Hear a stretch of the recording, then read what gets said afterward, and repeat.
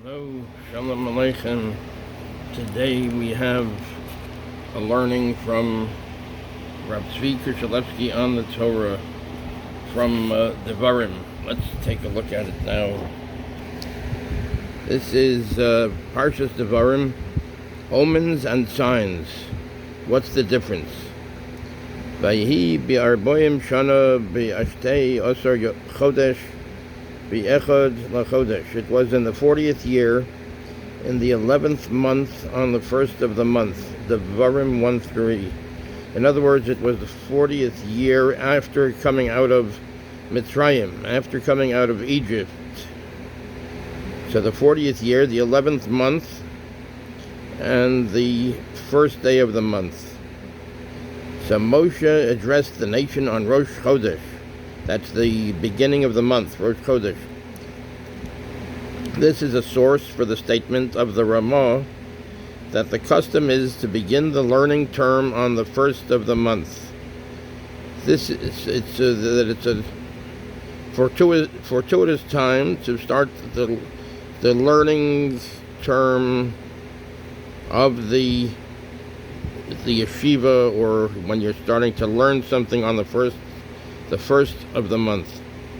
This is not nichush, forbidden wizardry or divination, but rather a good omen, yoredeya.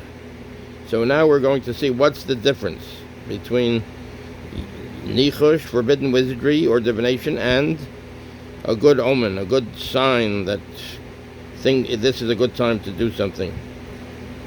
What exactly is the difference between an omen or sign and nichush? In the light of the Gemara's discussion, Chulin 95b, we can say that classic nichush involves a person determining their success or failure by an arbitrary sign, such as seeing a ladder or bumping into someone. In other words, you saw a ladder or you bumped into a certain person, so that is a good thing. That's showing me that this is a good thing. That this is not the way that it should be. This is nichush. So in other words, let's continue on. In other words, when one says that is nichush, which is a forbidden thing. The fallacy of nichush is that it gives credence to these irrelevant occurrences. The omens that the Ramah and the Gemara are referring to do make sense. In other words, there are good things, like starting the learning at the beginning of the month. So that's, in other words, a good thing. It's a good omen, a good way of starting. And they are based on an assumption that it is Hashem who we trust to bring about our success. Hashem, that's the one that's doing it. That's why we're doing it on the Rosh Chodesh, the beginning of the month. In this vein, the Meiri writes, Horayos 12a, that the special foods we eat on Rosh Hashanah, the simanim are the different foods which have they're symbolic to eat certain things.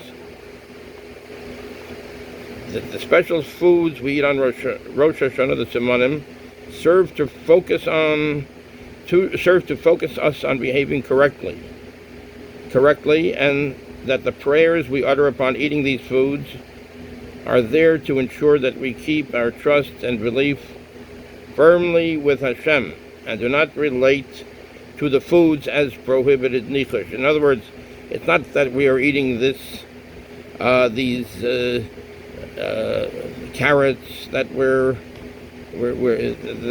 that is going to be good for us. It's because the carrots are a symbol of something, and when we see the symbol, we realize, with the symbol, it helps us realize that Hashem is going to help us. That Hashem, it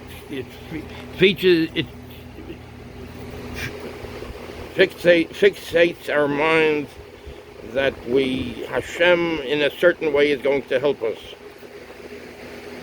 It gets us focused on that Hashem will help us. Eating certain things, the simanim of Rosh Hashanah. The Maharal writes that the minimal size of the moon on Rosh Chodesh brings it closer to Hashem in a mystical sense, because He is close to those who are small and humble. Hashem is close to those who are small and humble. Be'er Hagola. Here, this is it. Be'er Hagola, here, right over here. That's the Maharal. The Maharal of Prague. The Maharal writes that the minimal size of the moon on Rosh Chodesh brings it closer to Hashem. That the moon is the smallest, is at its smallest size on Rosh Chodesh, which brings it closer to Hashem in a mystical sense, because He is close to those who are small and humble. Hashem is close to those that are small and humble and not proud and boastful. So therefore the minimal size of the moon on Rosh Chodesh brings it closer to Hashem. And this way we can think to focus our minds on getting close to Hashem.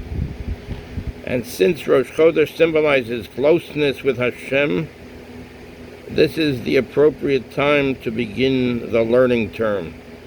So that's why the Ramos says that the Rosh Chodesh is the good time to begin the learning term. The learning of the yeshiva, they start learning on Rosh Chodesh. Right over here. The Ramah that the custom is to begin the learning term on the first of the month. Or if we start learning a new subject or something, it's a nice thing to start at the beginning of the month. Of course, it's a good time to learn at any time. So in other words, we don't have to wait till the first of the month, but if we're starting a new subject, it's a nice thing if it's the first of the month, which is like a nice thing. We can get close to Hashem that way. Anyway, this is from the Devarim Torah of Rav Zvi Kushalevsky on the Torah. Okay, thank you very much. Kol tov, be well. Thank you.